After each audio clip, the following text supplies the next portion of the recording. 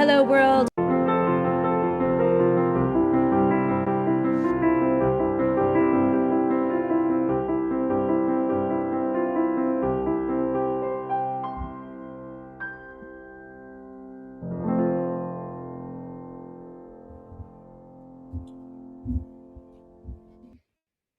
Hello, world, and welcome to the Shannon Joy Show. We're broadcasting live from the Joy Virtual Studio right here in the beautiful Finger Lakes region of New York State. It is so great to be with all of you today. It is Wednesday, the epicenter of yet another very, very busy fire hose in the face broadcast week here on the Shannon Joy Show. I'm with all of you white knuckled on this roller coaster every day. Not left, not right, just the truth. Straight up, no chaser. And we're broadcasting live on Rumble. We're live on Twitter. We're live on Spreely TV, Roku TV, Apple TV, live on Facebook, Twitter, Substack, you name it, we are there. It is the Shannon Joy Show. Great to see all of you on the live chat. Mark the Regan is with us. Clones is with us today. Guitar Lily. So glad to see you on the live chat. If you're watching on Rumble or any of the SJ platforms, please make sure you give us a thumbs up, share it with everyone you know, and a special, special welcome today to all of the folks over on my TikTok audience. We are platforming live on TikTok. It's a younger demographic, and maybe some of those young whippersnappers will learn something today. We have Peter Schiff with us today, and when I was a young whippersnapper, I found Peter.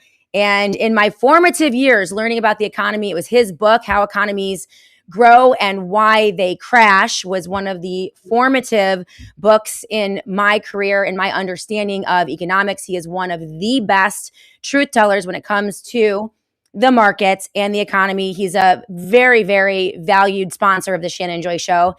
And he is with me today. We're going to bring him in just a moment. We're going to talk about the plummeting consumer confidence, a new report just out among Americans, the widening disconnect between Main Street and Wall Street, and the bond markets. What are they signaling? Could we be facing a coming sovereign debt crisis? And if that happens, and the US dollar is no longer the world's reserve currency, well, everything changes. Welcome to the wild, wild west. And that could be coming. It could be imminent. And we're going to be talking with Peter Schiff about that and a lot more. Also, he was watching the Massey primary. There are actually some real implications for the US market and our economy because of the loss of Thomas Massey as a United States congressman. So we're going to get to that today in the first hour of the Shannon Joy Show. In just a moment, I'm going to be bringing Peter Schiff into the studio, and we're going to get him started. A little later in the program, we have some other headlines to hit as well. Aaron Siri reporting this is a huge betrayal. Donald Trump is now aligning with Kathy Hochul and the Vaxxinazis in New York State. His administration just filed a brief in the U.S. Supreme Court betraying religious liberty by arguing that it is perfectly fine, says Aaron Siri, for employees to force their employer or their employers to force their employees to be vaccinated and strip away religious exemptions. Yet another betrayal, and they are wide and deep as we move through the second half of the second year of the Trump administration, also accelerating. So we're going to be talking about that in an extraordinary story out of Texas. Donald Trump and his administration have now labeled any American citizen who opposes the build out of the massive Manhattan-sized data centers in the U.S. a domestic terrorist. And unbelievably, a woman in Texas who has been speaking out against the data centers and warning her community about the impact on the water and the cleanliness of the water has been arrested in Texas for a Facebook post, stuffed and cuffed, thrown in the clink, and I think she had to spend the night in jail. Absolutely, positively outrageous, just outrageous. So we're going to hit some of those stories today. Tomorrow, we have Tiffany Cianci joining us in the Joy Virtual Studio to talk about what happened in Congress, the implications of Tom Massey's loss in Kentucky, also the markets, and what is going down with 401ks and IRAs. really bad stuff. So we're going to have Tiffany in, and Jeff Berwick, the Dollar Vigilante, is going to be joining us on Friday on the Shannon Joy Show. So make sure you keep it tuned here. We have some phenomenal guests coming up. I'm working on Daniel Horowitz next week and Sasha Latapova. There's a lot going on within the medical freedom community. We're going to get to all of that. Again, if you're watching right now, thumbs up, like, comment, help us with the algorithms. That is how the Shannon Joy Show grows. And before we get started, I do want to thank one of our amazing new sponsors. I am so thrilled. I've been using Golden After 50 now for a couple weeks, and I absolutely love these products. I've been really focused, as you guys know, on health lately. I want to stay healthy. I want to be energized. There is a lot going on in the world, and I have to be sharp every single day. So I want to feel my best. And as I've gotten older, I've realized that you can't just ignore your body anymore. So this is why I started using these amazing products from Golden After 50, specifically the Nitro Flow 9, the Beets formula, which I use every day. It mixed into my hydration drinks, and also Golden Research for anti-aging support, because let's be honest, we all want to look good as we age. Now, what I've noticed over the past month is a real difference in how I feel every day. My energy is up, my skin looks great, and I feel more steady and focused throughout the day. And I think it's because the oxygen is flowing. You know, my blood is flowing. It's delivering oxygen to every organ in my body, and I just feel really good. The circulation support has really been a big one too. You don't realize how important that is for just how you feel each day. So what I appreciate the most about these products, it is 4 capsules once a day, the Beets formula mixed into my drink. It's super easy. And the targeted formulas are designed for people who are on the go, very busy, but want to stay sharp and focused all day long. So if you're getting older, you're starting to feel those changes, and you want to support your body the right way, these are absolutely worth trying. So right now, if you click on the link in the description or scan the QR code and use the code JOY20, they're going to give you 20% off the bundle that I use. So it's a huge discount. You use the promo code JOY20 and just click on that link in the description, and you can try Golden After 50, my bundle, for a huge discount of 20%. So that's JOY20. If you're serious about supporting your health and your age, this is a must try. So again, click on that promo code, the QR code, and use that JOY20 code, and you will get your 20% off. So let's get back to the show. Thank you once again to my supporters and my sponsors over at Golden After 50. So without further ado, I want to bring into the Joy Studio another sponsor of the Shannon Joy Show. The Peter Schiff is joining us today. He's my favorite sponsor, the Shannon Joy Show. And I mean, the audience absolutely loves you. They are pumped to hear from you today. How are you doing today, Peter Schiff? Well, I'm doing good. This is our last day in Puerto Rico for the summer. We're leaving tomorrow morning. All right. So probably won't be back until, I don't know, maybe about September. Okay. You heading to the States or some other secret, undisclosed location? Well, we're going to the States, but we're via the Caribbean. So okay. We're going to be traveling by boat through the Bahamas, and Nice. And then we're going to come back up to Connecticut, and we'll be up there and around the New England area for most of the summer. Amazing. Through, Rhode Island and Massachusetts, New York, and just some boating areas. Nice. That's gorgeous. So you're going to be like kind of in the Northeast. So we'll have to see if there are any great events. We'll have to meet up and say hello. But yeah, you're going to be in my stomping ground, so that's great. Which is where? I forget, where are you from? I'm in Rochester, New York. I'm in the Finger Lakes region. So yeah, about 30 minutes, right between Buffalo and Syracuse, about 30 minutes south of Lake Ontario. So yeah. You're a little north from where we hang out. Okay. All right. A little bit. Well, we have a lot to get to today. There's a lot going on in the markets. And so I want to get right to it, Peter. Last week, you mentioned that there were very serious implications for the United States economy and our market, considering the loss of Thomas Massie as a U.S. congressman.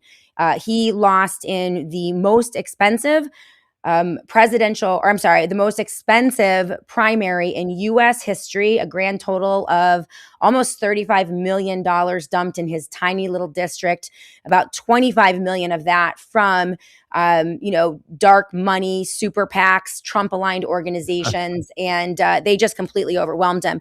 You said that this is going to have some, you were watching this primary in this election, and you've stated that it's going to have some serious implications. Let's start there with what your thoughts are on what went down in Kentucky last week. Well, I think the message that we send to our creditors is that there is no possibility that the U.S. is ever going to do anything to stop runaway deficit spending, and that you should stop lending money to the United States. You should not buy any U.S. treasuries because inflation is going to wipe you out over time. Because I think the main reason that the Trump administration targeted Massey was his opposition to his spending. Right. He was the only Republican to oppose the big, beautiful bill, and they really used that opposition against him to portray him as a Democrat, a rhino, somebody who was in favor of tax increases because he was against the big, beautiful bill. But the big, beautiful bill was a complete fraud. Right. It wasn't a tax cut. It was a tax increase in disguise because the bill made government bigger and more expensive. And Thomas Massey knows that that's a tax hike because the public has to pay for bigger and more expensive government. Donald Trump likes to lie to the public to make them believe that he's giving them a tax cut when he's actually hitting them with a massive tax hike in the name of inflation. Right. And that's the main reason that prices are going to keep rising and have continued to rise. It's not the war. It's the big, beautiful bill. It's the reckless spending and the expansion of the money supply that enables it, and the artificially low interest rates. This is the source of inflation. But Donald Trump made it clear, if any Republicans in Congress try to do anything to stop this train, we will get rid of you. Right. We don't want any fiscal responsible Republicans in the United States Congress. Now, we know the Democrats aren't fiscally responsible. I mean, they love big government. They want more government spending. But now we've made it clear that the Republicans are on board with that. Right. And those are the only two parties we got. And so if both parties are in favor of massive deficit spending and high inflation, then why would you own our debt? You wouldn't. So, if anybody was holding out hope that there may be some solution that avoids this crisis, I think what happened to Massey would extinguish any remaining hope that would be the case. Why would it be so important to the Trump administration, his backers, these major, big, billionaire organizations that came in and just in quite frankly, a breathtaking way, they dumped so much money? Why is it so important to them to continue the money printing, the deficit spending? I mean, they could actually come up with solutions to reduce the debt, reduce the spending, cut spending in certain areas. I mean, they could balance the budget. We could have a thriving and healthy economy in the US that isn't just tethered to war, more war, forevermore, right? I mean, because that's it. That's the only thing that's really driving the economy, that and the so-called AI tech boom, which is really beginning to look more and more like a circular, trading scheme, a Ponzi scheme. I mean, why is this so important to them, in your opinion? Well, according to Massey, a lot of the money was coming from groups associated with Israel. And the problem was that Thomas Massey opposes all foreign aid. I mean, he's not specifically directing that at Israel. Right. He just doesn't think the U.S. government should be giving out money to any foreign country. Right. There's nothing in the U.S. Constitution that authorizes those expenditures. Right. And of course, there's nothing that stops American citizens from voluntarily donating to any foreign government they want to support. So if Americans want to send money to Israel because they believe the Israeli government needs the money, they're free to do it. Right. And they, but Massey's position is it's not an authorized expenditure. You look at Article 1, Section 8 about what Congress can do, and there's nothing in there about aid to foreign governments.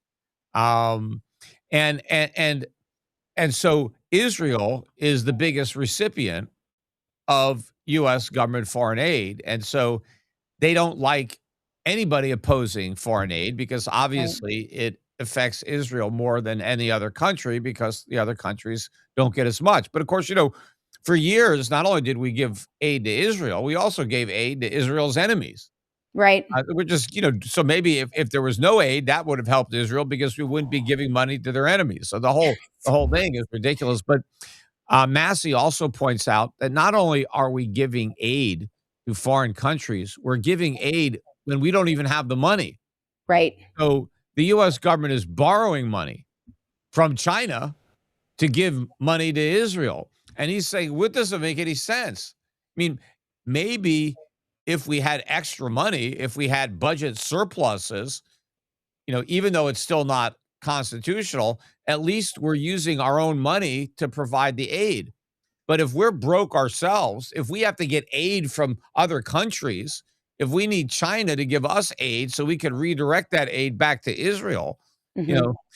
know, so he was in opposition to all of this aid, and obviously, I guess the Israeli lobby thought, well, there's billions of dollars of aid at stake here, so if we Right. spend 20, 30 million to get rid of Massey, it's money well spent because it's still a good investment. But Right. he was only one guy. So the Yeah. question is, he wasn't able to do anything. I think what the lobbyists were trying to do was send a message to Sure. make sure that nobody else opposes the aid. Right. That was the key. It was Right. not just this one guy, but that maybe this one guy would spread, and then it would be Hmm. 2, or then it would be 3 or 4, and eventually there might be a consensus. So in order to nip that in the bud, they Right. targeted somebody to make an example of them. And Hmm. now other people will be afraid to, stand up, Yes. against that, or, almost any lobby. They say, "Look, if you don't go along, you're outta here." Right. Right. We're Um seeing that with, I mean, he's already threatened, Trump has already threatened Lauren Boebert, who came down. By the way, I was in Kentucky on the ground for 5 days, so it was really eye-opening for me to see, really what I called yesterday a zombie campaign. It was really bizarre. I was, all over Thomas Massey's district. It Mm. is, it takes, 3.5, 4 hours to drive from one end to another, so it was a massive district, and we were at at least a half a dozen, if not more, events. I mean, tons of energy, people everywhere. The Ed Gallerine events were totally empty. There was no one there. We didn't even see Ed Gallerine. It was the most bizarre Yeah, situation I I've ever don't think witnessed in my he life. had any kind of grassroots effort at No. all. It was all the big money ads Right. that that Right. that dominated. Nobody was voting for him. They were No. voting for Trump by voting against Massey because Exactly. they were able to portray him as this bleeding heart, radical left, winger, Right. when it's the complete opposite, which, shows you I've talked a lot about the lies that Trump tells, which he tells, almost everything he says is a lie. Right. Um, but he did the same thing with Massey. He said Massey's a Democrat. He always votes against the Republicans. He only votes with the Democrats. When Biden was president, Massey voted with the Democrats less than any other Republican in Congress. I know. So I know. he is the furthest thing. In fact, if the Democrats could pick one guy to get rid of that's the least like them, it would have been Massey. Right. Right. He's, because he's one of the only guys in there, It's crazy. Democrats or Republicans, that wants small government, that wants to be fiscally responsible, that honors the Constitution. Most of the other Democrats or Republicans, there's not a dime's worth of real difference between them. So true. But Trump painted him as if, this is the problem. He's the problem. No, he's the solution to the problem. Mhm. But that's the problem, that now, there were so few people like Yeah. Massey. Trump said that Massey is the worst congressman in American history. The worst. Such a That lie. means that means according to Donald Trump, he's worse than AOC. Yep. He's worse. I mean, how is that even possible that a No, no. Republican president could say that Massey, the most fiscally conservative Republican, is worse than all the socialists in the Democratic Party? Well, Peter, they ran deep fake AI ads in Kentucky for 70 plus boomers who watch Fox News, portraying Thomas Massey having an affair, a throuple with AOC and Ilhan Omar, and they fell for it. I mean, that's how dirty this campaign was. And I agree with you. I think it was larger. I think the Israel angle had impact for sure. It was about 25 million that was dumped. I think 10, maybe 11 million came directly from APAC. But there were also Trump aligned organizations and Trump super PACs. And I really think that they need that debt and deficit spending. They need that money printing to continue, because that's what's propping up the entire Ponzi scheme that is the United States economy and the dollar at this point. And I But the feel like problem, that. Go ahead. the problem is, Trump is kind of strengthening his grip on the Republican Party, but he's Yes, he losing is. his grip on the independents. And so at the end of the day, this is going to cost Republicans seats in the House, and it may even cost them the Senate because he's alienating a lot of voters Yes. with these, with what's happening. But yes, I mean, there are these diehard, Trump. He calls it Trump derangement syndrome when you just don't like Trump. Yeah. But Trump derangement syndrome works both ways. There are other people who just like him no matter what. Right. So some people think that Trump could do no right, and other people think he could do no wrong. They're both deranged. Mm-hmm. And I think at this point, Trump derangement syndrome is worse for the diehard Trump supporters Right. who, don't recognize what's actually happening here Right. and can't see the truth about what's going on. When who knows what kind of deals were made under the table on this China trip, because there was nothing positive that came out of it for the United States. What kind of deals do you think could have been made under the table with that China trip? Because that's I crazy. have no idea. The New Yeah. York Times had an article just the other day on what's going on with a lot of the Trump family businesses and how a lot of the people in the regulatory agencies are basically hands off anything having to do with them. It's crazy. But Trump bragged about China committing to buying $17 billion worth of U.S. agriculture, which was like some great victory. But when Biden was president, the average was over $30 billion a year. I mean, Jeez. U.S. exports to China in agriculture collapsed in 2025, specifically because of the Trump tariffs. Right. And now, so Trump basically destroys our agriculture exports to China, goes back to China and gets them to agree to buy half of what they were buying before. And now he comes back and says, "This is a major victory. Look what I did." Well, I mean, there's some dirty deal underneath all of that too. Trump Jr. or Barron or Melania, like there's some other deal that I'm like this administration, even Megyn Kelly, there's a clip out that's circulating on social media. And I mean, just absolutely breathtaking. The amount of grift, blatant grift, insider trading, pump and dumps. We've never seen anything like this ever. I can't even really watch Fox News anymore. Yeah. Because it's all propaganda for Trump. Right. I mean, I actually have to watch CNN. I stopped watching a long time ago. But it's like, at least they're going to look critically at this stuff. I mean, it's like you can't watch. Everything is just how great he is and how fantastic he is, and everything is perfect, and everybody that goes on there. That's why I got banned. I still have another FOIA request. Some of the emails were destroyed from the one guy, but I know the Trump administration had me banned from Fox News. I'm just trying to get some kind of proof of that. But they had me kicked off for telling the truth. He was, furious that Fox would let somebody come on and tell the truth about inflation. Unbelievable. I was on there and I said, prices are still going up. And Trump went ballistic. Yeah. How dare you have a guy on Fox News telling people that prices are going up? When, of course, I don't have to tell people that prices are going up. They should already know that. but he Right, wants to make sure that the Fox News audience doesn't realize that because that's all he cares about. He doesn't care about what's happening on CNN or MSNBC, right? Because those aren't his people. He just right. wants to make sure his people are still brainwashed and I'm telling they you. don't figure out anything. The Fox News audience is 65 plus, Republican right leaning, with a skew to 70 plus, and they all believe. I mean, this is what's really interesting right now. Uh, from their perspective, their housing values are higher than ever. They bought their houses when interest rates were at 2% or 6%, and housing prices were affordable for most Americans. They've boxed their children out of that opportunity with this economy.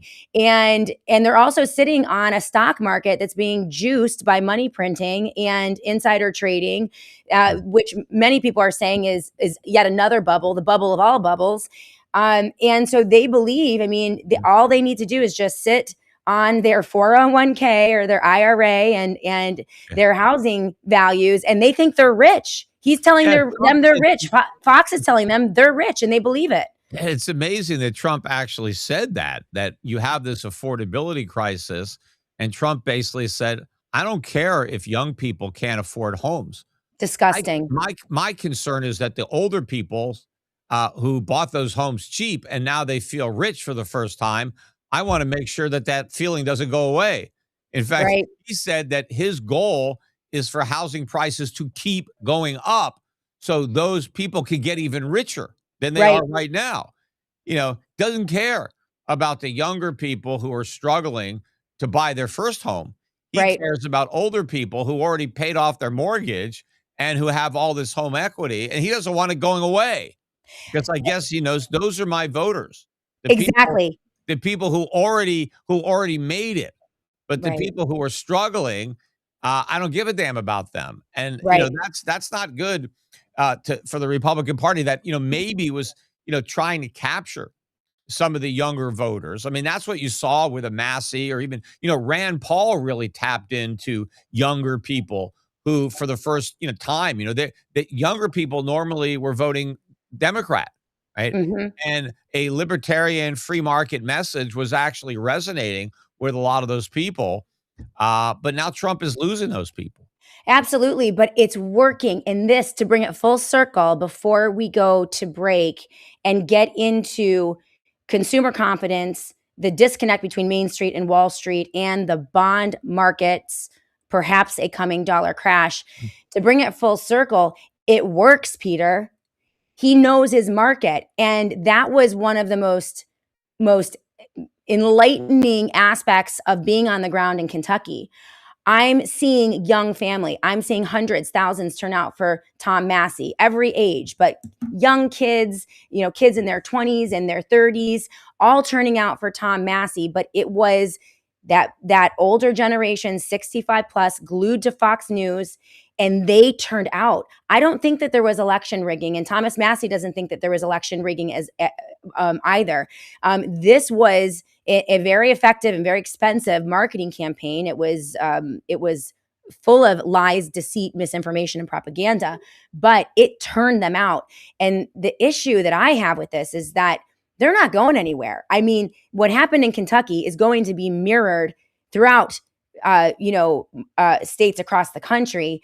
And I don't know if the Republican Party is going to be able to withstand that. Well, I no, mean, they are here's just the going to thing. shed. Yeah.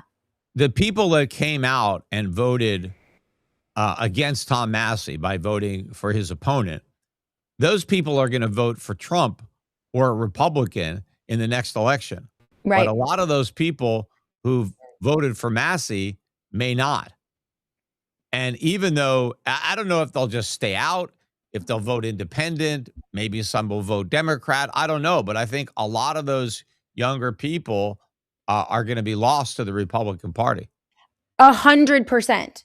100%. The data, the stats were breathtaking. I mean, it was so lopsided. Thomas Massey ran away within the Republican Party. He won by double digit points in 55 and under, 25 to 54, under 20. I mean, those voters came out overwhelmingly for Massey, and they're shedding. I mean, they know exactly what happened in that district. So I think that we're going to see some tectonic changes as the boomers begin to age out. They get older, and we consolidate everyone in the country under Yeah, the but age of 65, man. That's going to be the next voting block. And it's against both. I mean, the Democrats, the Republicans, the uniparty, this nasty, nasty coalition, the two-party political system, man, we got to break out of that. And if we can do that, maybe we can get somewhere. Your yeah, but thoughts, and then we'll go break. waiting for the boomers to die off is not a great strategy because, you know, I'm a boomer myself. I'm not anxious to go anywhere.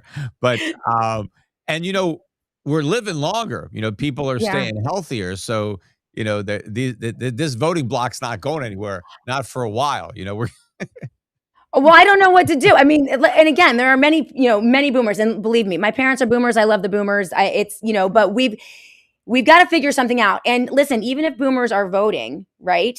If you can build a coalition of everyone else, you could overwhelm that voting block. You really could. So, I mean, that's yeah. what I'm interested in doing, building And those that's coalitions. also, you know, that's also why Trump doesn't want to touch Social Security, doesn't want to touch Medicare, because Right. that's all that money is going to the boomers, Yep. right? Yep. You know, It's a strategy. and at the expense of the younger people who have to foot the bills. Right. Let's go to break. When we come back, we're joined today by Peter Schiff. By the way, make sure that you go to schiffgold.com/joy. That is schiffgold.com/joy. Peter is an amazing sponsor of the Shannon Joy Show, and I have worked with so many of the folks over at Schiff Gold. I have a gold IRA, a gold-backed IRA with Schiff Gold. I have purchased physical gold and silver with Schiff Gold. I am getting ready to contribute to T Gold, which is a way that you can begin to acquire gold and silver. You don't have to take custody of it. It's much more affordable, and you can do it a little bit at a time with monthly payments. And so this is great, by the way, to all my TikTok followers right now. This is a great way for you guys to begin to learn about hedging against all of this disgusting corruption and the destruction of our dollar, the inflation. You do it with physical gold and silver, and there are a lot of ways that you can do that over at Schiff Gold. So make sure that you go to schiffgold.com/joy. That is schiffgold.com/joy. When we come back, we are going to get into the economy. We're going to talk about consumer sentiment. It's plummeting. We're going to talk about inflation. It's happening. We're going to talk about the dollar and the worst of all scenarios, but one that is looking more and more likely as this government presses the pedal to the metal on debt, deficit spending, and money creation. And that is a sovereign debt crisis. It's the worst of all worlds, and Peter Schiff is warning about it. We're going to be here to talk about that and also how you guys can prepare. So keep it tuned right here. Make sure that you share this with everyone you know. Thumbs up, leave a comment, join the chats. I want to hear from you. We will be back in just a moment right here on the Shannon Joy This is Jennifer Show. With darkbags.com. I wanted to show you one of our newest products from Escape Zone. This is our satellite Faraday sleeve. So it actually will fit your satellite phone, which we've noticed that there wasn't any product on the market that perfectly fit them, so we decided to make them ourselves. And it has this Velcro closure right here to close it up, and that makes this dust and water resistant. So what's nice about this Faraday pouch is that it'll protect against any EMPs. So your device is, your emergency device actually will always be protected in here as long as it stays in here. You can take it out for everyday use, but if you're not using it, we recommend that you store it in here. Again, this is available on darkbags.com. And today I want to talk to you guys about ivermectin. I'm using their ivermectin cream right now, and it has been a lifesaver for rosacea. I haven't been dealing with acne or anything like that recently, but as I've aged, my skin has gotten bumpy and red sometimes, itchy, and I've been dealing with rosacea. The ivermectin cream from TWC is absolutely knocking it out. In fact, it started working within a day or two of using it, and I have not had any problems since. If you think you're dealing with bad skin as an adult and acne, you might be dealing with something else, an untreated root cause. And it starts small. If you're like me, it's a little redness, a few bumps, and then it expands, and then it becomes consistent and persistent. You go through the cycle of doctor appointments trying to figure out what's going on, one product after another, and you're not alone. So 25% of adults struggle with acne, and more than 14 million Americans battle rosacea. 1 in 10 people suffer from chronic dermatitis or eczema.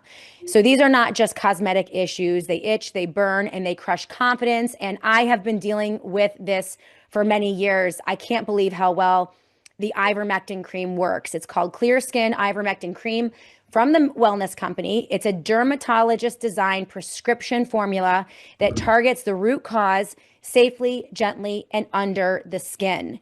So it helps to clear your clogged pores and brighten the skin. It reduces inflammation, and it helps control bacterial overgrowth to calm in irritation. It's amazing. I love this product. You can have it too. Go to twc.health/joy. That's twc.health/joy. Use the promo code JOY. You'll save $20 off plus free shipping in your first for your first order. So that's twc.health/joy. twc.health/joy. And let me tell you, it doesn't help. It doesn't help to have to be on the video every single day. You know, I used to be a podcaster, and that was great. I could come in my pajamas with my hair everywhere, don't have to do hair and makeup. It was just audio, radio, and podcast. And ever since platforming out to all of these video platforms, it matters a little bit more, and you want to have that confidence. I want to have that confidence. So I'm super thankful to the folks over at TWC. The ivermectin cream is an absolute miracle worker. So thank you to the Wellness Company and all of our sponsors here in the Shannon Joy Show. Welcome back, everyone, to the Shannon Joy Show. And yes, I am absolutely obsessed with the ivermectin cream. In fact, I went off of it for a couple weeks just because I got lazy and forgot to use it. And lo and behold, the redness and the rosacea came back. It is a miracle worker. I have my son using it now.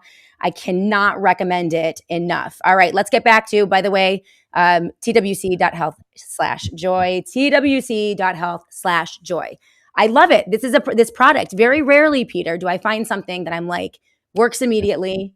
I mean, it's just great. I might have to get some because, I have rosacea myself. Yeah. I guess. No, I thought I was finished with acne, as a teenager. Now it's back. No, I'll send you a tube. I'm going to send you a tube from TWC. Yeah. I break out like around my nose is where I get it. That's where it is. Yep. Yeah. For me, it was right through here and then on the top of my, like right above my lip. And I just hated it. And I don't like wearing a ton of makeup. But I felt like I had to. So it was just an absolute, like, just knocks it out. Like it started working within a day. So all right, well, yeah, you have to send it to me in Connecticut. So I'll get it. Otherwise, it's going to be a few months. I'll send it to you in Connecticut. 100%. So, all right, let's get to the economy. Big report out. Consumer sentiment at an all-time low, a recent report. Despite the propaganda and the claims of the golden economy and all of the claims on Fox News, the American people know what's happening in their own backyard and on Main Street. So let's start there. What does that mean for the economy, and what does that mean about this administration and where we're going? Yeah, the consumer sentiment numbers that came out last week, there was another confidence numbers that came out this week that weren't nearly as bad as that one was. But that was the lowest ever in the history of that index. And what was driving it was inflation. That is the number one problem. It's rising prices. Right. And the expectation, the consumer expectation for inflation over the next 12 months was something like 5%. But over the next 10 years, consumers were expecting inflation of almost 4%, like 3.9%, which is double what the Fed claims everybody expects. Because when you hear Powell, or no, not Powell anymore, Warsh is now up there. But what Powell kept saying is that expectations remain well anchored at 2%. Well, for who? I mean, right. I think people understand that inflation is not going to be anywhere near 2%. And, the problem is, the cost of living is going up. People are falling further and further behind. Their debts are piling up. Their wages don't keep pace with prices. And in many cases, if they're on a fixed income, um, they're even further behind. Right. And, I guess there are the Republican retirees who support Trump. Maybe they're doing okay and they have a lot of home equity, but there are a Right. lot of retired people that actually don't even have homes that are renting. Hmm. Um, and so there's a lot of problem in the economy. But meanwhile, the Dow Jones makes a new all-time record high, or the Nasdaq hits a record high. And there's a big disconnect between what's happening on Wall Street and what's happening on Main Street.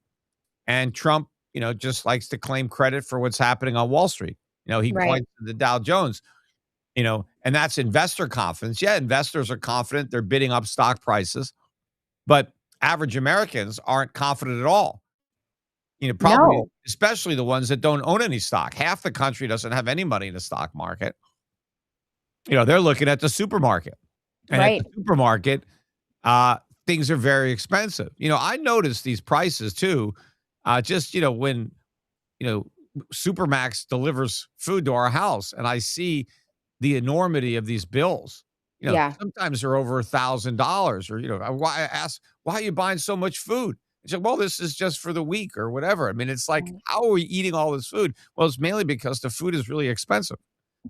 And it doesn't, like, it's not like I can't afford it, but I just think about, well, what about the people, who can't? Food has got to be an issue. If it's this expensive, a lot of people are sacrificing. A lot of Right. people are cutting back on what they eat. Not maybe how much they eat, but the quality of the food that they consume, How based on these prices. How are they getting away? Because you mentioned the disconnect between Main Street and Wall Street. And it does seem, I mean, it does seem like there's a small subset of people who are tethered to the federal government. Maybe they're government contractors. They enjoy nice large subsidies. Maybe they can get in on a little bit of the insider trading. Maybe they, get word on the pump and dumps, and it's the tech companies, the AI companies. It's a handful of them, seven or eight of them, that have had money pumped in to their coffers, and they're just basically passing it around to each other. But they're just getting richer and richer and richer, right? And then everyone else, like, how? I mean, small businesses. I'm a small business owner, and I've been in business for 13 years, and I can sense the velocity of the economy when it's doing well and there's lots happening, and businesses are growing and thriving, and they're investing in marketing, which is what drives this show, right? I have advertisers and they sell things, and if people don't have money, they're not going to sell. They're not going to buy things, So I can see it. Small businesses can see it. The inflation is everywhere. It's embedded in everything, Right, and and it impacts everything. And it's like, that's how? government. That's a Right. tax. That's Yeah. the Yeah. reason that everything is so expensive is because the government is spending so much money. Right. And so they're taking your purchasing power.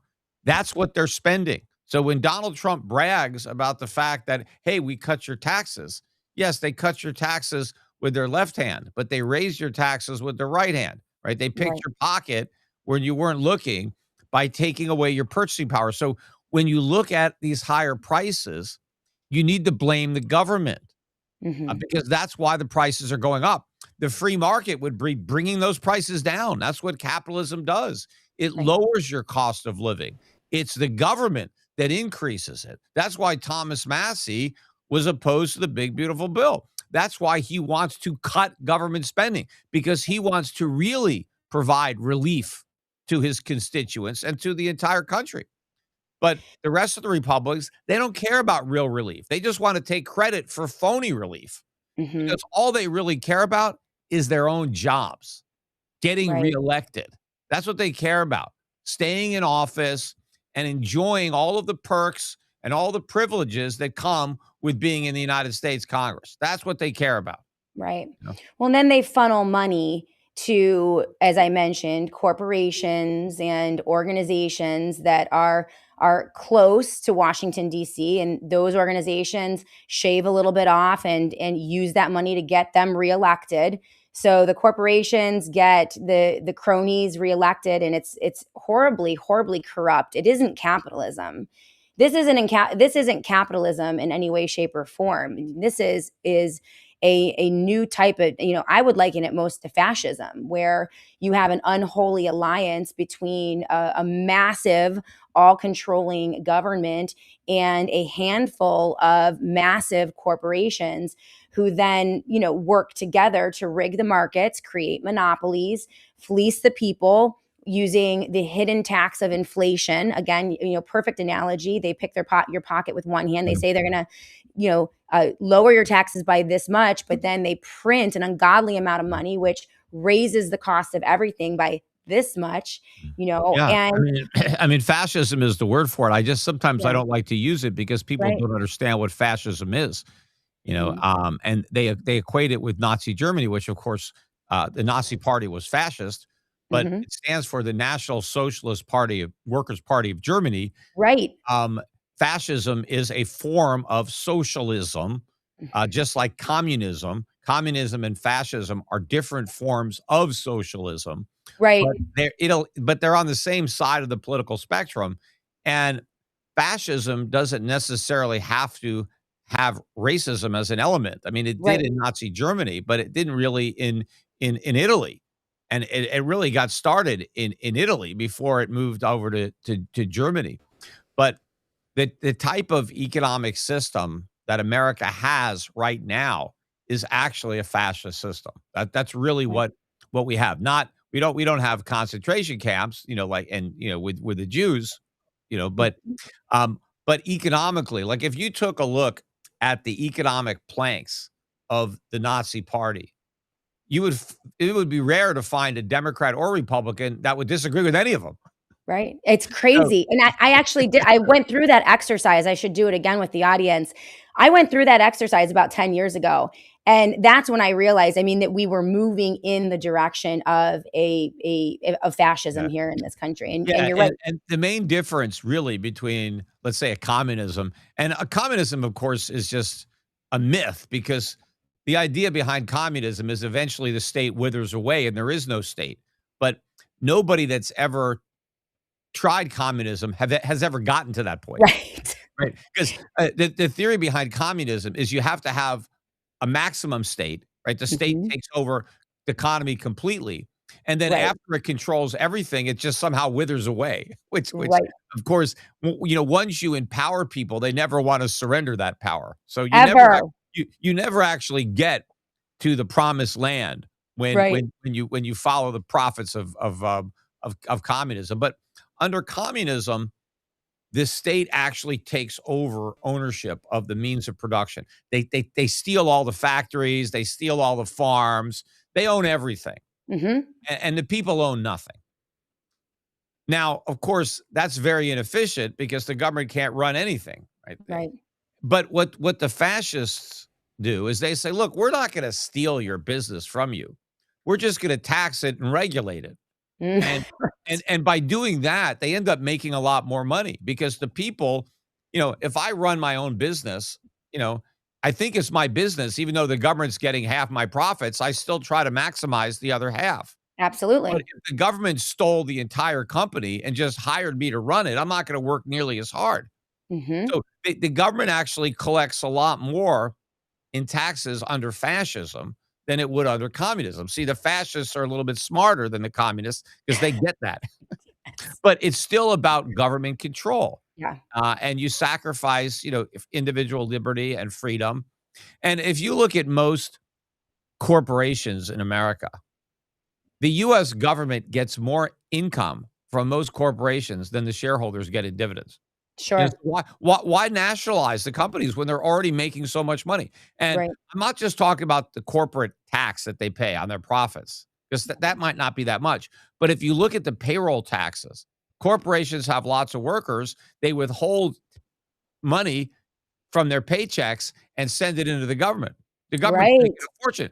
Most companies pay more in payroll taxes than they earn in profits. Wow. So if the government took over those companies, it would destroy all those jobs. They'd lose Right. out on all that revenue. Yeah. So, the government makes a lot of money off these businesses, so they let them stay in private hands, but they're not. It's the government really controls companies through taxation and regulation, Yeah. and that is a key aspect of fascism. Right. Well, and I think that we've had elements of this. I think this has been a slow burn here in the United States of America. I think that we began to abandon the principles of free markets and the Constitution, the role of the federal government. It should be very, very small.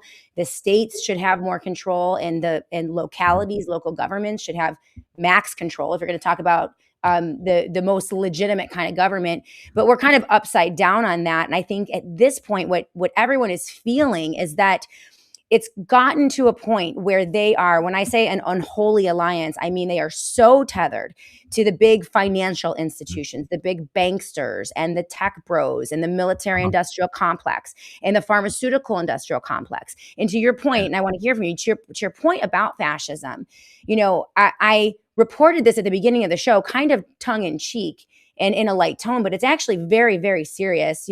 Donald Trump, when you think about what these massive data companies and these AI companies want to do with Manhattan-sized data centers across the country, using eminent domain and emergency declarations from this president to pave the way to seize land and take it, regardless of what the people in that community have to say about it. The fact that they are just steamrolling across America with these plans, and that, to the point where Donald Trump has now moved to label any American citizen who opposes a data center as a potential domestic terrorist, and even go as far in the state of Texas, which is supposedly a red state, and Republicans supposedly love freedom and the Constitution. A woman was arrested for posting on Facebook. She had been posting in opposition to data centers, but she posted about brown water contamination coming into her communication on Facebook, or into her community on Facebook. Peter, she was arrested, handcuffed. A mother, never had a parking ticket, arrested, stuffed in the back of a cop car, handcuffed, thrown in jail overnight, absolutely humiliated. Yeah, And this was the state working on behalf of the corporation. And to me, that is the most profound essence of fascism, where they both work together and they just crush the little guy. Go ahead. Yeah, we need to see, we're going to be celebrating 250 years since the American Revolution, July 4th. And we need to have a resurrection of that spirit. Yes, we do. Because Americans, and it wasn't all, maybe about a third of Americans were really, revolutionary. But it was about freedom and individual liberty, and it was a protest against, the king. Right. And we wanted to be free. And that was the new era of enlightenment that really was spreading across the world. The idea of individual liberty. And we need, to go through that again. Yes, we do. Because we need a revolution more now than we needed it in 1776. I mean, I would love to trade the government we have now for King George. I mean, I would take King George in a heartbeat. I mean, we are so much less free today governing ourselves than we were as colonies of the British monarch. Right. I mean, there were no income taxes back then. You think there was any monarch that would have tried to impose anything as harsh as an income tax? There's no way. I mean, they would have chopped his head off immediately. They would have stormed the palace. I mean, no, they had some, stamp taxes, tea taxes, some excise taxes. No big deal. I would trade that monarchy for this so-called democracy any day. Absolutely. Because the American colonists under King George, the tyranny of King George, had far more freedom than we have today. That's absolutely. We need a revolution more than they did. We do need a revolution. And you're going to love this, though. Our girl, Marjorie Taylor Greene, has been talking. And I'm seeing a lot of chatter a lot of chatter on social media. And again, as people begin to wake up to the two-party fraud, the two-party political, the scam that they run on us every single election cycle, like pick a lesser of two evils. We're both pretty socialist or fascist, but make that false choice every 2 to 4 years.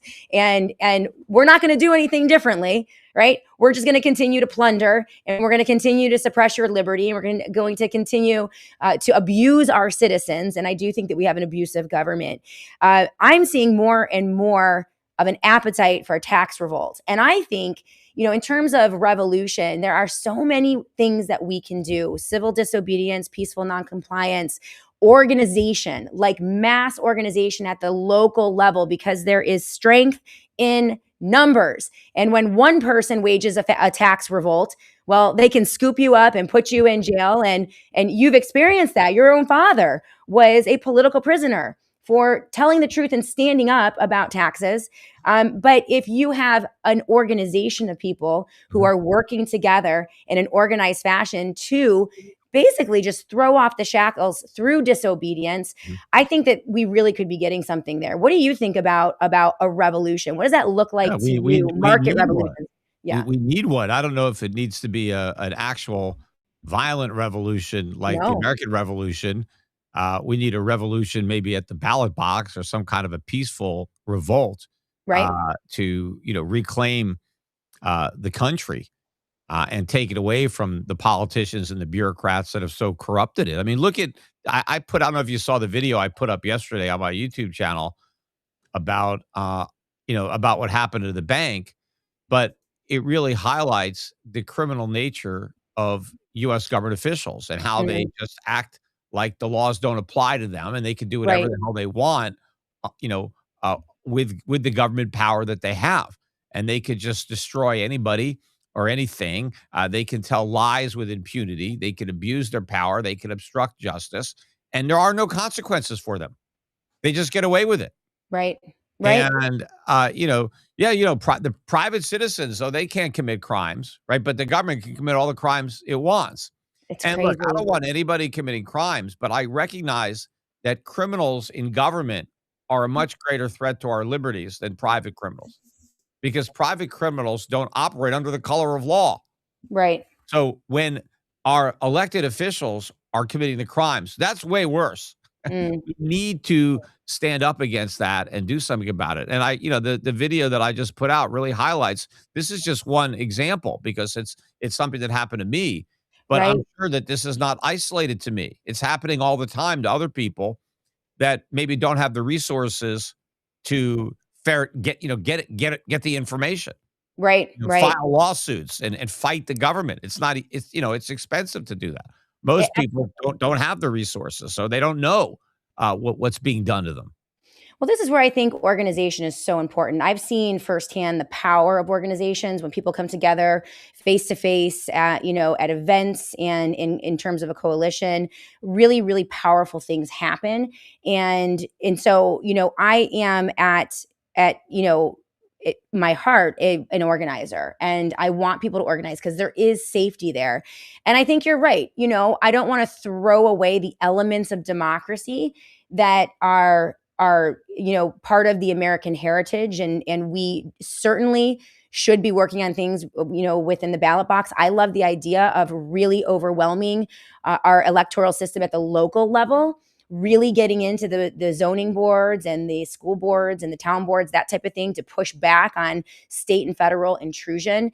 And, but I also think, parallel economies and disobedience, listen, the market, just moving the markets has enormous impact. And we learned that with the rollout of the COVID shots. I mean, never in my life, Peter, have I seen a private product that is created by a pharmaceutical company be pushed on the American people through coercion, force, billions of dollars in marketing and propaganda than the COVID shot, right? I mean, that was the largest ad campaign or PSYOP, whatever you want to call it, I've ever witnessed in my life. And they succeeded in getting about 70% of the American population to take that shot. But amazingly, 30% of the American population was like, oh, hell no.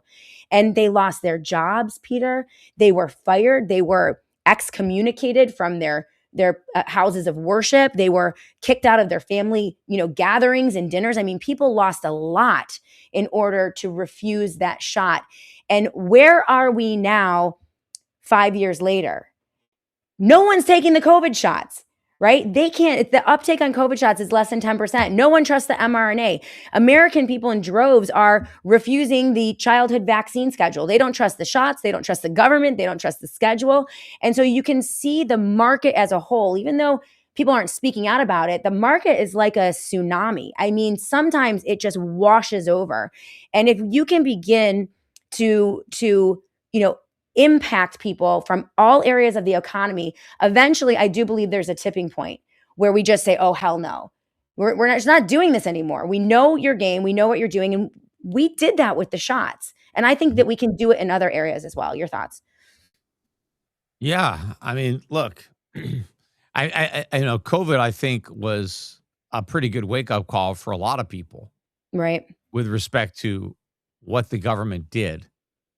And now, more is coming out about how much they lied to us Right. about it. Yeah. And which is why, I never believed, the reasons stated for going into the war. Mhm. I don't think that the Iran war has anything to do with nuclear weapons. I think that's just the excuse, just like the Mm. weapons of mass destruction were the excuse for going into Iraq. Right. There were no weapons of mass destruction. And I think the Bush administration knew that. I don't think Mm. they were surprised that, oh my God, they're not there. No, Right. I'm sure we had the intelligence. We knew they weren't there, but that was the agitation to get us into that war. And so now this is all about, oh, we can't allow a nuclear Iran because they're going to blow us up. So I don't believe anything that a politician tells me. Right. There are a few politicians like a Massey that you could trust because they have a history of being honest and being principled. Right. But that's not the case for the vast majority Mhm. of our leaders because they're there to serve themselves.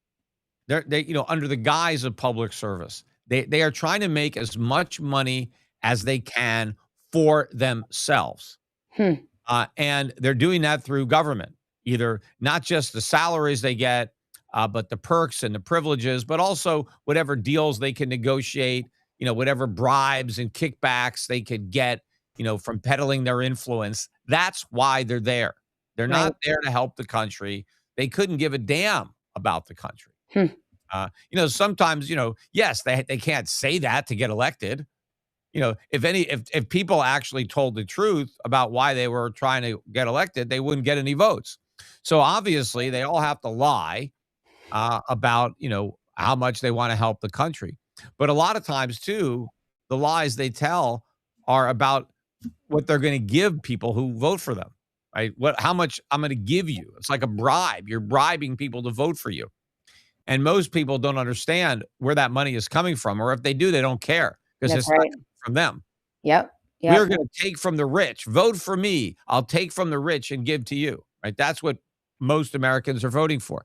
They're voting for a freedom. They're voting for a handout. That's what they Yep. want. That's what politicians are promising. But Mhm. meanwhile, there's a big rake there. They take a lot for themselves. They sure do. They sure do.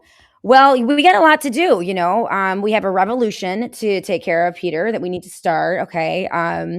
And we also have to prepare people and help them to at least weather what is coming. You've been talking about a sovereign debt crisis, a potential dollar collapse, and what that would mean for regular people. I mean, everything changes. I mentioned in the show notes, it's the wild, wild west. If the dollar is not the world reserve currency, and you mentioned our creditors, so other countries, when they see profligate spending and they see us remove someone like Thomas Massey, who was one of the only guys who was standing up against the increased debts and deficit, this signals to the world this country is in decline. This country could be in collapse. This country is not a safe bet in terms of investing in. And that could have a tendency to begin to gain steam. And Yep. once it begins to gain steam, all bets are off. Yeah, look, All bets are interest off. rates now, long-term interest rates are about the highest they've been in 20 years. Okay. That is a big deal since before the 2008 financial crisis. That's how far back you have to go to get 30-year yields where they are now. Right. But what should be even scarier is what happens if yields go to a 30-year high from a 20-year high. Now you're over 8%, 9%, for a 30-year. What is your mortgage going to be? 10, 11% in that environment? And of Wow. course, 20 years ago, the national debt was, I don't know, 6 trillion, something like that. Now it's almost 40 trillion.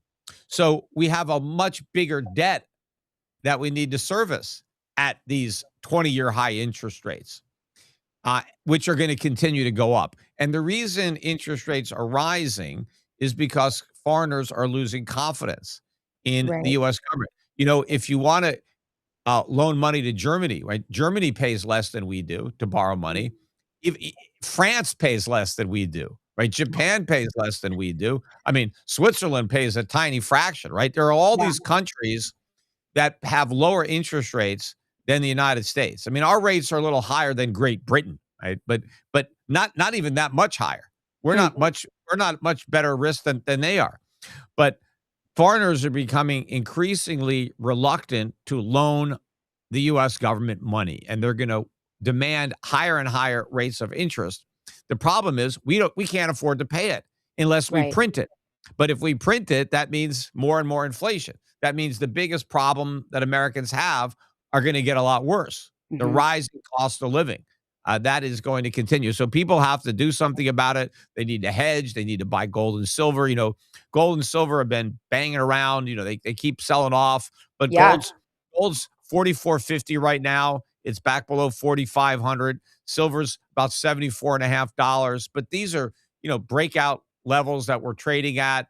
We're Right. headed a lot higher once we get through the noise right now, this Mhm. consolidation period. But people should be taking advantage of any pullbacks that we get in the market to buy more gold, buy more silver, protect your purchasing power from inflation, which is going to accelerate in the months and years ahead. And, we have all these strategies at Your Pacific Asset Management, investment strategies for people. A lot of the Trump voters are going to end up getting wiped out. They don't realize it. The value of their Social Security is going to be destroyed, and the value of their pensions are going to be destroyed. And a Right. lot of that home equity that they have without a mortgage, the real value of that's going to be destroyed too. Right. Right. Um, and, a lot of people who own homes may end up selling them anyway because they can't afford the electricity. They can't afford the maintenance. They can't afford the insurance. They can't afford the taxes. That's what's going to happen. A We're lot of already people. seeing that. That's already happening.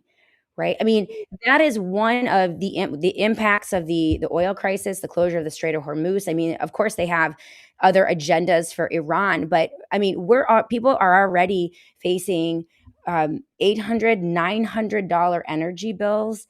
I mean, it's not going to matter how much your home is worth and the value of your home if you can't put food on the table, you can't turn on the lights, you can't turn on the Oh, I know. heat. Like, it's crazy. It's even It's, worse here in Puerto Rico. I mean, I have a yeah, big house here, but yeah. I mean, my electric bills are over $7,000 a month just for my house. So it's like, I think about that. It's like Oh my how insane that is.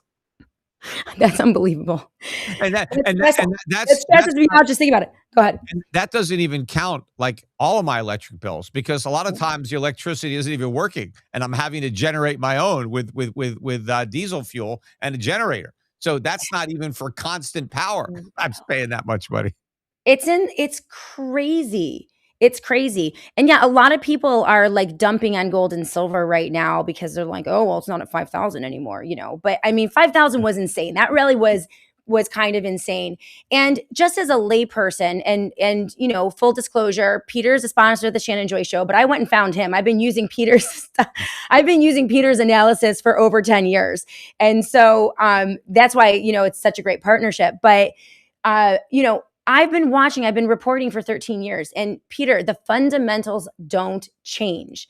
When the fundamentals change, maybe the strategy becomes different for me. But as long as there is massive corruption within our government, as long as they continue to debt and deficit spend, as long as they continue to create monopolies and run these pump and dump scams and print money and devalue our dollar, and they're now opening up our By the way, our pensions, I mean, oh my gosh, Larry Fink just said that people's 401ks and pensions should be used to fund the data center build outs, right? Like they are plundering. Like if people don't think that their retirement accounts aren't at risk right now for these schemes, then I feel terribly for you, because you're going to get hosed hard when they collapse this on top of our heads. What happens if they force people to buy treasuries with their retirement money? That because nobody else wants them, they're going to start requiring that you do that. Who the hell knows? Of course they will. Of course. I mean, these people are crooks. We're dealing with complete crooks. It's insane. So this is why, I mean, if you guys do want to, and we have a lot of young people, before I let you go, Peter, we have a lot of young people watching. We're live on TikTok right now, 3.3 thousand viewers, I believe, or views so far. So you got the young people there.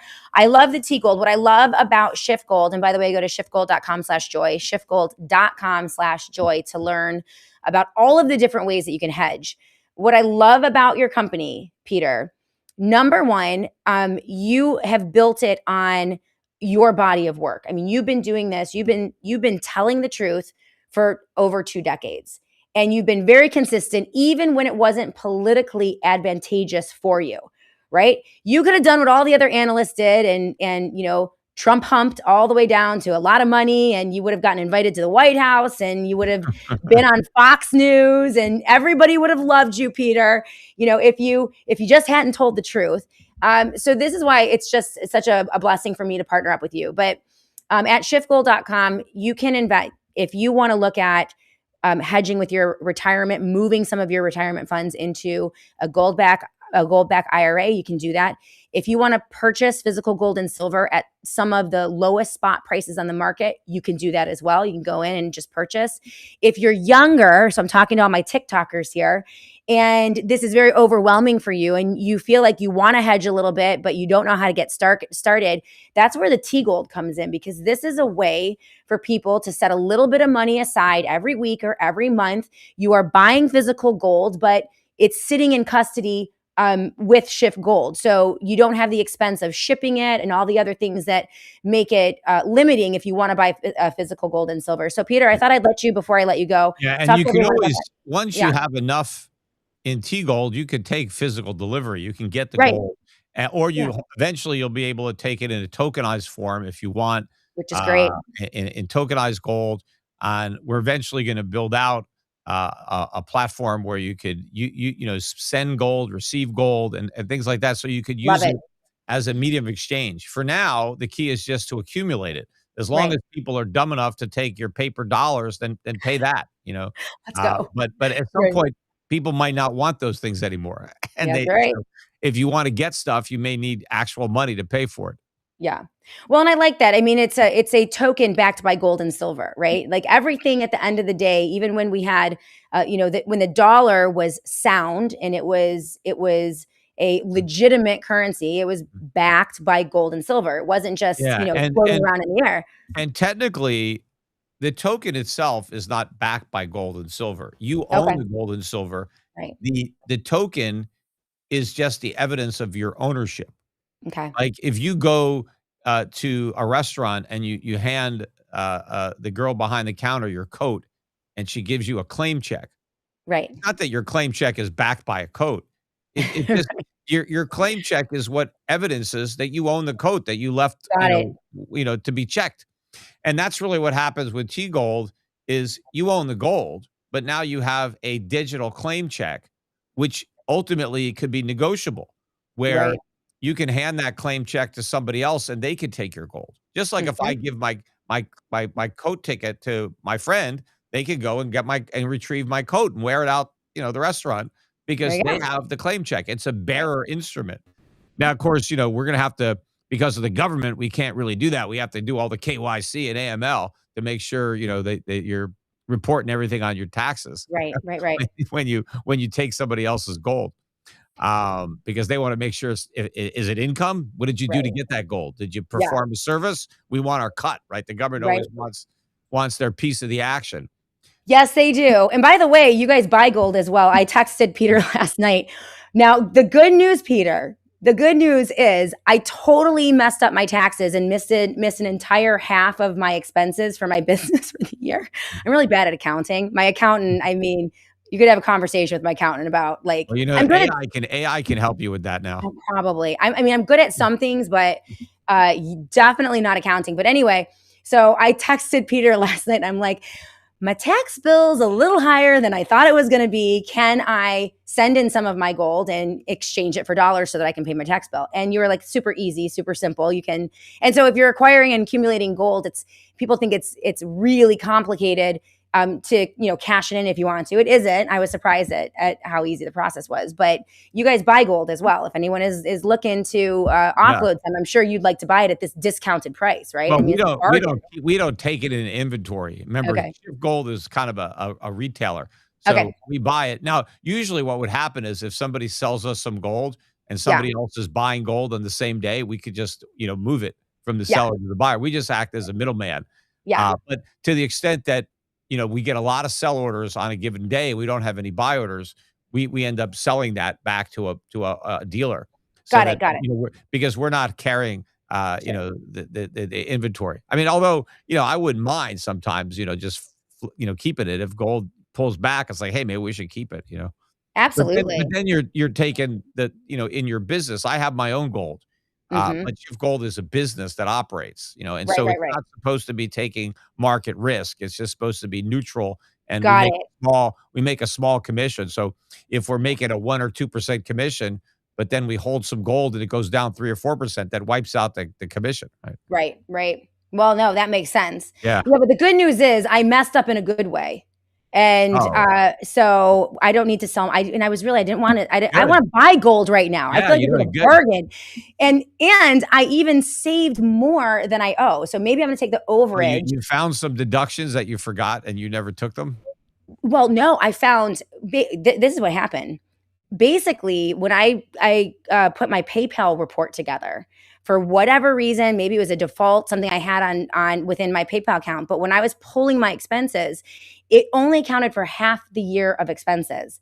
And so I was thinking to myself, my production costs and my studio costs, it's a good amount. And I was thinking it seems a little light. But again, I'm terrible at accounting. I'm So like so bad. it's good news and bad news. The bad news is you didn't make as much money as you thought you made, but the good news is you don't owe as much taxes as you thought you owed. Exactly. That's exactly what went down.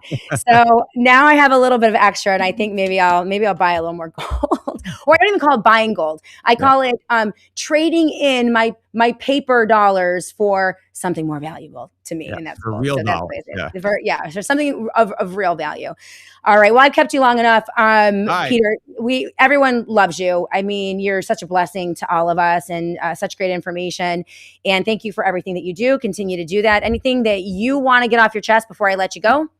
No, that's it. Okay. All I right. appreciate coming on. We'll speak again Yeah, from another location. But in that's the right. meantime, yeah, I mean, people should, don't forget, I'm doing my last podcast from Puerto Rico tonight. Live Mhm. podcast, probably around 8 o'clock Eastern time. So check that out. And then, Awesome. keep listening throughout the year at Schiff Radio and on my YouTube channel. Check out that Absolutely. video I just posted yesterday if you want to get an eye opener on what our Crazy government does. Crazy story how the government came after you, shut down your And bank. I mean, yeah, it's yeah. insane. And follow him on On Twitter X. at Peter Schiff. In fact, we have a ton of X viewers. We have well over about 3,650 Yeah. I'm so a lot of your rapidly approaching 1.5 million followers now. amazing 1.4 million. I keep an eye on these things, Well, Peter. I'm almost at 1.5 now, so I should That's be there awesome. in a few more weeks. Yeah, good All for you. right. All right, my friend. You Take have care. a good day, and we'll see you in the States All in right. just a few. Take All care. right. Thanks, Peter. All right, guys, we are going to be back in a moment. That was, of course, Peter Schiff. We're very thankful for Peter and the folks over at Schiff Gold. I've worked with so many of them, by the way, in all capacities. So I really recommend them. If any of you are buying gold or silver, got to go through Peter Schiff. He's the only person that I trust really in this capacity. schiffgold.com/joy so that he knows I sent you. So we're going to go to break, and I want to take your comments. I want to say hello to all of you. Again, we have a huge audience on Twitter right now. Thank you to Peter Schiff for retweeting the show. Big audience on Rumble, and I see all of you on YouTube as well. So I'm gonna check some of those comments. Maybe I will read them when we come back. We're going to continue the show. We have about 15 minutes left in the show. And today we are going to go behind the Rumble Premium paywall. So I am going to do a just for premium Rumble members only, a live Q&A in just a little bit. But I think the way I'm going to do that, I'm going to shut down this show. I'm going to start up again live, and then I'm going to go behind the Rumble Premium paywall then. So if you're watching on Rumble right now, that's probably what we're going to do in about 15 minutes if I can do it, because I'm self-producing and it's kind of difficult. And then we can just have a chat, an insider chat about a whole host of things. I have all kinds of things to talk with you guys about. Wayne Amal, great to see you. Peter was interesting, although King George was crazy. You don't think the people running things in America today aren't crazy? I mean, have you read the Epstein files? We are dealing with sadistic, narcissistic, megalomaniac, control freak lunatics in Washington, D.C. These people are crazy. They're vicious. They're predators, Democrats and Republicans, right? I paint with a wide brush when it comes to the wickedness that is in Washington, D.C. And this is why we have to throw them off. Peter's right. We need a revolution in the United States of America, and we need one fast. And it just so happens that it's the 250th anniversary of the revolution and the founding of this amazing country. We have to remember that revolutionary spirit. And I'm glad that Peter brought that up today on the show. And for everyone who's watching on Twitter right now, Peter's audience, great to see you guys. Welcome to the Shannon Joy Show. We come here live every day, right around 12:30, 12:15, and we go for about 90 minutes a day. Some of the best guests, the best experts, truth tellers, people like Peter Schiff, but in every type of category. Tomorrow, we have Tiffany Cianci. So for those of you watching on TikTok right now, Tiffany is the woman. She's going to be joining me tomorrow. And then on Friday, we have the dollar vigilante, Jeff Berwick. He is out there, but he has been right about so many things. And I cannot wait to talk to him about what is going down. These tech bros are out of control. When we come back, we're going to talk about this Texas woman, just insane story. Donald Trump and his administration turning American citizens into domestic terrorists if they oppose the build out of the data centers. It's insane. And then this woman in Texas arrested. You will not believe what she was arrested for. We're going to hit that when we come back right here in the Shannon Joy Show. So keep it tuned right here. We'll be back in a minute. Hey everyone, I just want to take a moment to thank one of my longtime friends, associates, my financial advisor, and a beloved sponsor of the Shannon Joy Show, Don Polano over at PCM and Associates. Don Polano, as many of you know, was the very first Shannon Joy Show advertiser almost 12 years ago, and he's been with us ever since.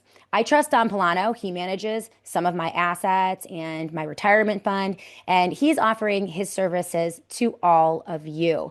He can take clients anywhere in the country and even across the globe over at PCM and Associates. And as you guys know, it is so important today. There's so much volatility and chaos. You need a human being, a person that you trust, and a person that shares your values. And that's Don Polano at PCM and Associates. So if you are looking for someone to help you manage your retirement or have investment advice, please consider calling Don Polano over at PCM and Associates. His number, 1-800-536-1368. That's 1-800-536-1368. And of course, you can go to PCMPolano.com. That is PCMPolano.com to learn about all of his services and get in contact with his team. Again, so thankful for Don Polano at PCM and Associates. And I think that you are really going to appreciate his services. So that number again, 1-800-536-1368 for a financial advisor that you can trust.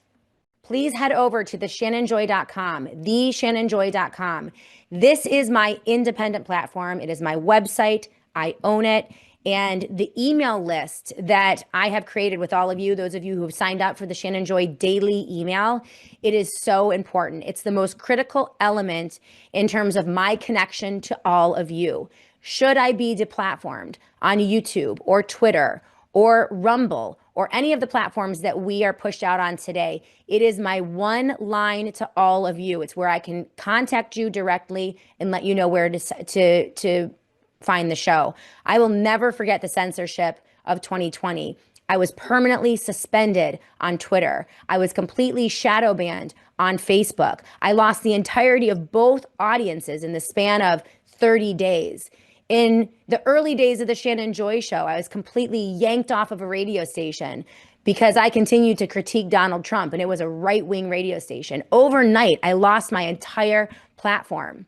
Thank God 10 years ago, or was 8 years ago, I had built up a presence on Twitter and Facebook and was able to continue the show until I moved it to another platform, a 50,000 watt radio station just down the road. But I am very familiar with being deplatformed and it happening very fast. That email list is everything. It is my pipeline to all of you. So if you haven't signed up for the SJ email list, please do so today. Go to theshannonjoy.com. That is theshannonjoy.com, and make sure that we're connected. Welcome back, everyone, to the Shannon Joy Show. Final segment of the show. We're going to go for about 15 more minutes. So great to see all of you on the live chat. We are going to raid another broadcast here on Rumble in just about 15 minutes. And so if you guys are watching right now, and I see you, Waynamal, Ollie Robin 9, CJP Rumble, LT Oracle of Truth, Skill for Lark, great to see you. I want to hear your comments, your questions.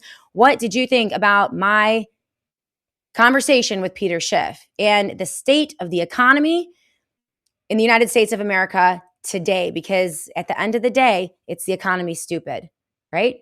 That's what it's all about. And they are crushing this economy, this free market, as I speak to you today. And they are doing it in a million different ways. And we're going to have to do something about that if we want to preserve liberty and protect our God-given natural rights as laid out in the Constitution of the United States of America and the Bill of Rights. All right? All of that is at stake.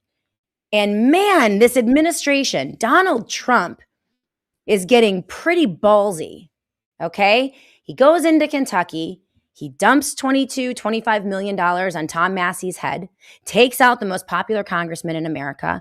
Benny Johnson is all over Twitter saying, hail Trump, he's the king. Get over it. He owns everything. He is everything. If you go up against him, he's going to take you out. Trump is now beginning to hint at a possibility of declaring a war so that he could maybe, cancel the midterm elections. This guy is out of control. And it's a little concerning. Like sometimes it gets a little too close to home. And this report from the Vigilant Fox and Maria Z, great friend of the Shannon Joy Show, Red alert, Americans who question AI data centers are now being treated like potential terrorists. We're going to talk about that in just a moment on the SJ Show. But yes, if you're watching right now on the live chat, Resterly and LT Oracle of Truth and TEP 70, Benny Johnson has a punchable face. He's so annoying. I don't know if you guys know who Benny Johnson is. He is the most annoying Twitter person. I mean, his face annoys me. The sound of his voice annoys me. He's so smug. He's always smirking at the camera. He's pimping Donald Trump. He's a paid propagandist. He doesn't get paid to think. He's not talented. He's not smart. He's not funny. He just sits and reads his script every day and just bashes anyone else who is doing things independently and has the audacity to critique, heaven forbid, the president of the United States of America. He's so annoying. So annoying. I'm not even going to play the video because it's really annoying. Yeah, TEP 70, I totally agree with you. But yes, if you're watching on the live chat right now on Rumble, give me a URL. Pick a show that is live right now that you want me to raid and pop it up in the live chat. And that is the show that we will raid. Okay. And I think I do /raid and then a space, and then I put the URL for the show. And if you guys don't do it, then I'm just going to have to find one. But we do have to do a raid today. And then we're going to end the show.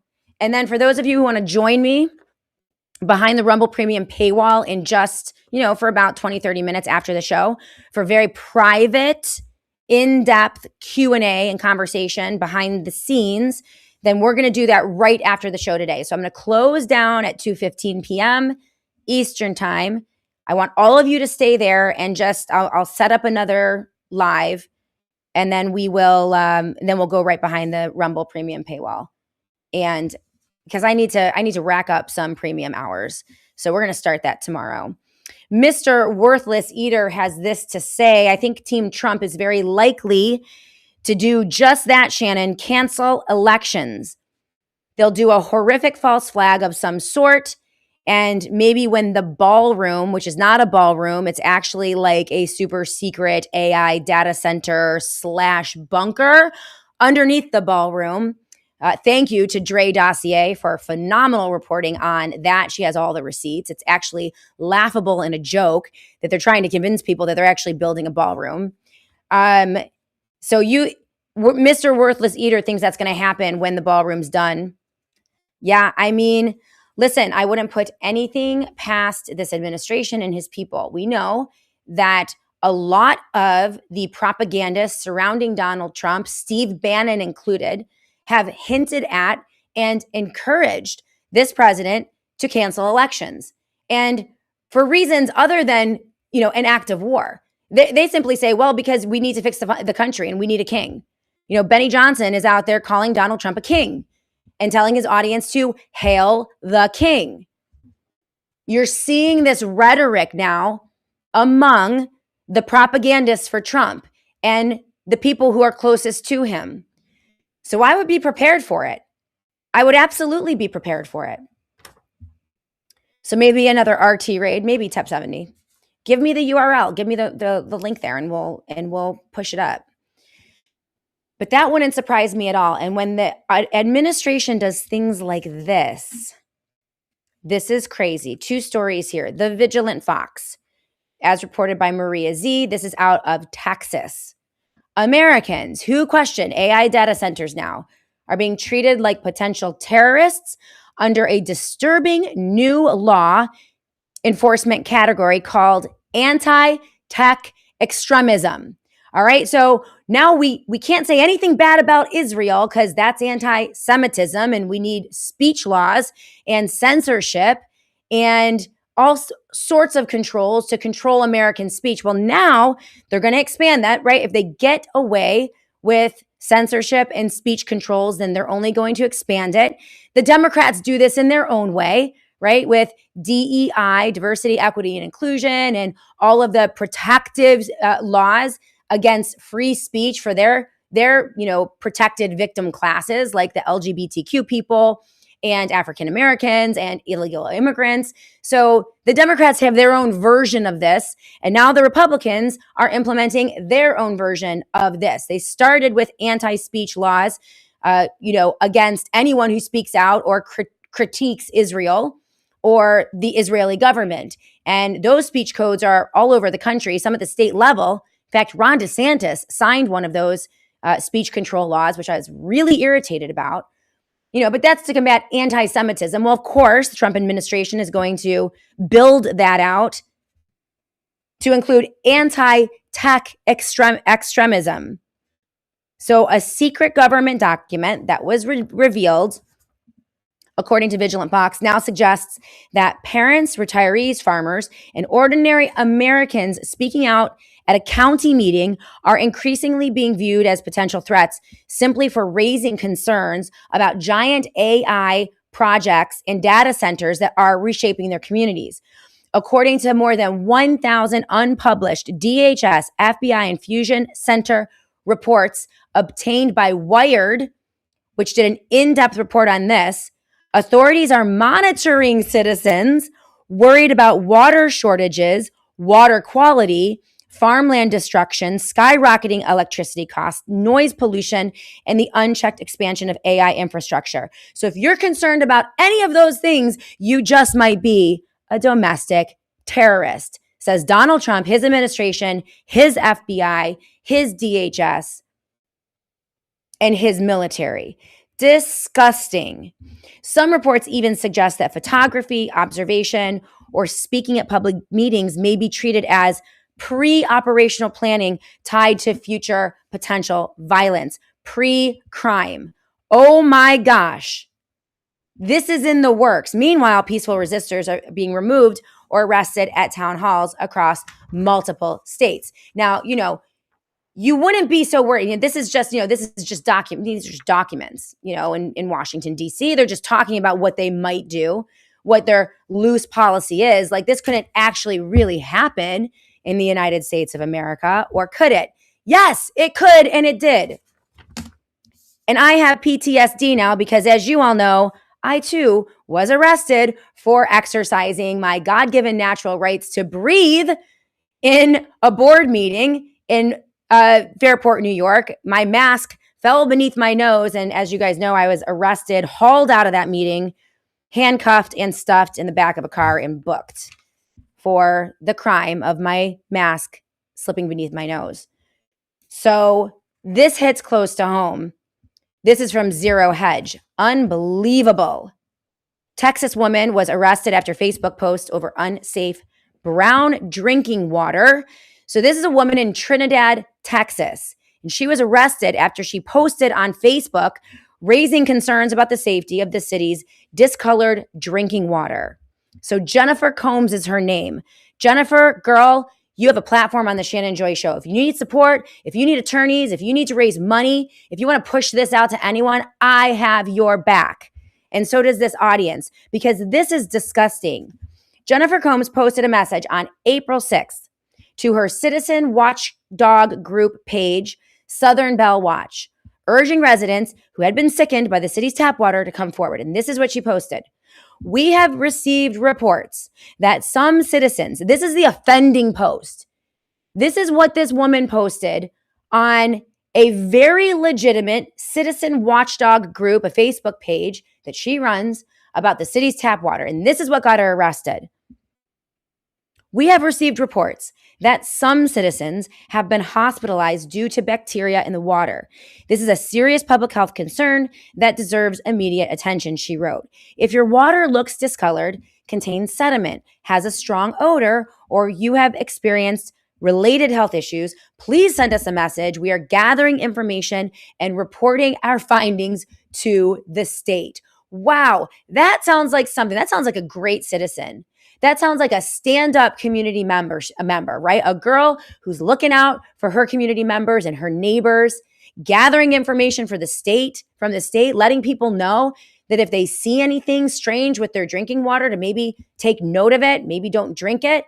Like, sounds like something you would want your neighbor to do for you. But no, not in Texas, not in Trump's dystopia, and not with the tech fascist, tech bros in charge of everything.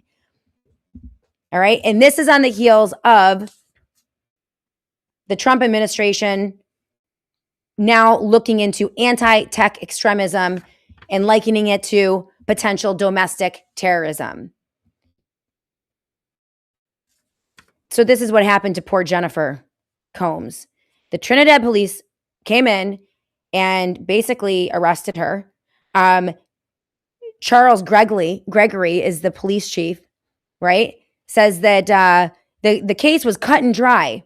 So she was arrested. He says it's cut and dry, saying that her claims about hospitalizations were false and have only caused unnecessary fear and confusion in the community. He says that Trinidad law enforcement claimed that Combs had written false information that creates fear, panic, or unnecessary emergency response within a community. And somehow that's illegal. I don't even know what the legal ground is for that. This is blatantly anti-First Amendment. This is an absolute violation of her First Amendment rights. And I hope she's lawyered up and is ready to fight back on this, because this is horrifying. However, on April 21st, a few weeks after Combs' post, the city itself issued a notice urging residents to boil their water to avoid, quote, harmful bacteria, according to reporting from the New York Post. She says this was probably one of the most humiliating things I've ever gone through in my entire life. It was very, very bad. Yeah, it is very, very, very, very bad. And, this type, this is the first time I have never seen anything like this in the United States of America. Except for the arrests that are happening in Florida of citizens who are posting on Facebook and, and their posts are deemed to be anti-Semitic or somehow threatening to a certain population of people. And there haven't been arrests to my knowledge in Florida, but there has been video coming out of police officers going to people's residences and pulling up a Facebook post and saying, what are you doing here? Explain this to me. It's outrageous. It's outrageous. Wainimal says, it appears reality is on its head at this moment. Absolutely. And if you don't think this guy, Donald Trump, and his military, and his DHS, and the FBI, and the CIA, intelligence, the ICE agents, his Gestapo, that, by the way, we forget how insane their actions were in Minneapolis, Minnesota, where they shot citizens in the face who were opposing and protesting their actions, whether you like them or not, regardless. You don't go and take over an entire neighborhood of people and just shoot civilians in the face and kill them when they get out of line or, they impede your efforts. So, given what this administration did during the military lockdown of 2020, which was COVID, the deployment of the military countermeasure, which was a bioweapon, the COVID shots, by this administration. He did that in his first term. He then handed the football to Joe Biden, who continued with the mandates and the coercion and the censorship and the continued lockdowns, right? And then Joe Biden handed the football back to Donald Trump. If you guys don't think that this president, his administration, and the people around him wouldn't willingly in a second lock this country down again over another faux emergency and cancel midterm elections, well, I think maybe you're living under a rock. I think maybe you're a little bit naive because I can see that coming a mile away, and I hope I'm wrong about it. And I hope that what I'm saying to you today on the Shannon Joy Show doesn't cause false information that creates fear, panic, or unnecessary emergency response within a community, because then, I don't know, maybe I'll get hauled away for my statements. I think that the federal government should cause a lot of fear and panic among the American people. And so things are going to get really crazy. They're going to get really crazy. Oh, and by the way, Donald Trump is now on Team Kathy Hochul in New York. He is now doubling down on vaccine mandates. And he is sending his DOJ to New York State to help Kathy Hochul rip away religious exemptions for employees in the state of New York. The same way that they ripped religious exemptions away from the children, threw 26,000 children out of public, private, parochial, Catholic, and Christian schools in 2019. And they want to do that for employees as well in New York State. So Donald Trump, the mask is off. The mask is off. The calls are coming from inside the house.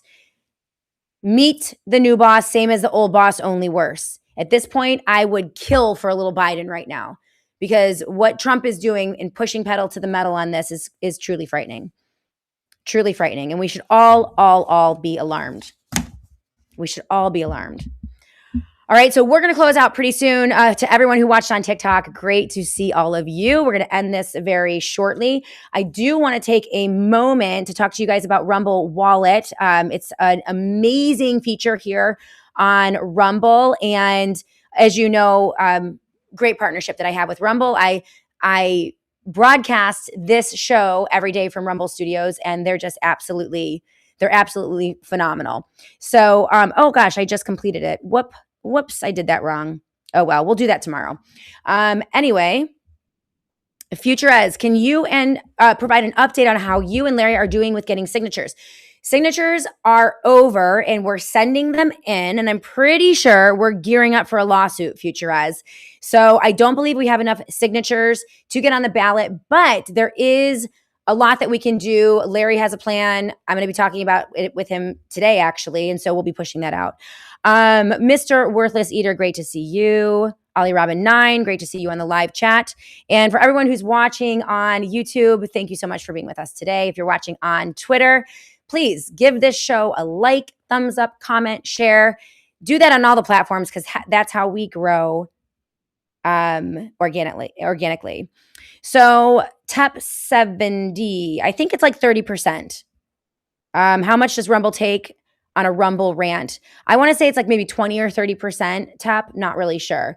So now I want to do the fun part. This is where we go and we find someone to raid. Now, I think the raid is supposed to be Goodwill, but yesterday I really wanted to raid Dan Bongino and just like heckle him a little bit. I think it's supposed to be a friendly thing though. So let's see who's live right now on the Rumble. And who do we have here? Who do you like? Who is live right now? We have Q News Patriot. No, don't like Q. Q is the CIA, in case you guys didn't know. I thought that was totally obvious to everyone. Let's see here on the live. Ooh, we have Cliff High is interviewing David Icke, but that's not live. Myron Gaines, I don't know anything about him. Children's Health Defense. What else is live? I want to view all of these. Who else do we have here? Wednesday Woes, Nico Ortiz. I don't know who any of these people are. Bongino Report. Let's try it. Let's see if we can do it. Or no, here we go. Silver Fox, Wendy Bell, Kevin Trudeau. Help me out, guys. Mark Levin. Absolutely not. We're not going to raid Mark Levin. Mel K. Why don't we? Oh, she's not live. Who else do we have here? I mean, I guess Dr. Disrespect. I don't even know who he is. The Quartering. Oh, that looks interesting. Let's do the Quartering. All right, so we're going to do it. Let me get a screenshot here. I'm going to give him a thumbs up and I'm going to get the share. So I have the URL. We're going to copy it, minimize. And for those of you who are with me on Rumble right now, I totally messed up the Rumble wallet read. Darn it. I turned it on and turned it off really fast. We could do Wendy live. I'm going to do the Quartering for now because I like them. So this is what I have to do. / hold on, where are we? / raid. Oh yeah. And then paste. Oops. Okay. And we're going to do that. Here we go. Oh, they won't let me raid them. Okay, so let's try to raid Wendy Bell. Why don't they let me raid? That's really strange. Hold on. So we're going to try Wendy Bell. Let's go back. Where is she?